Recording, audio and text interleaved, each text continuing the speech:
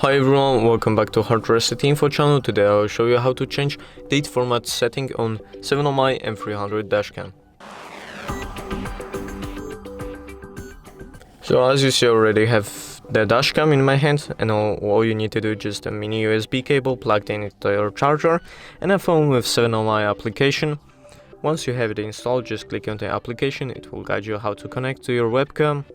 And then there's the three dots at the top right of your screen. Just click on it, then slowly go down till you see the date format and click on it, and then you can change it to months, days and years, or you can reverse it by putting up years before months.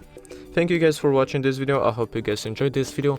Leave a like and subscribe, and see you guys in the next one.